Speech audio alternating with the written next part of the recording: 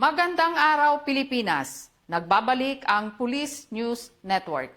Nueva Ecija Police Provincial Office, inilikas ang mga apektado ng masamang panahon, search and rescue teams nakaalerto.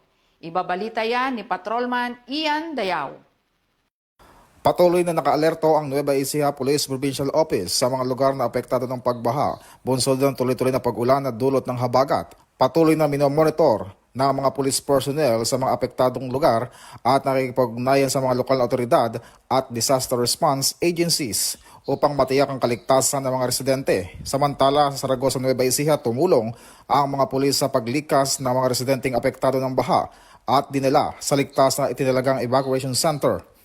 Nananatiling naka-standby ang NEPO at kanilang search and rescue teams para sa agarang deployment sakaling kailanganin, lalo na sa mga komunidad na patuloy na nakakaranas ng pagbaha at iba pang epekto ng masamang panahon.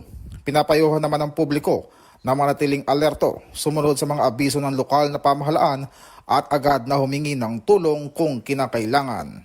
Mula po dito sa National Headquarters sa Kapupong-Grabe, ako po ang Police News Network Correspondent Patrolman Ian Dayaw, alagad ng batas, tagatagpuyo ng Balitang Pulis. At yan ang balitang nakalap ng ating PNN correspondent. Ako po si Police Lieutenant Colonel Brenda O. Garcia, alagad ng batas, tagataguyod ng Balitang Pulis. Bagong PNP para sa bagong Pilipinas. Serbisyong mabilis, tapat at nararamdaman.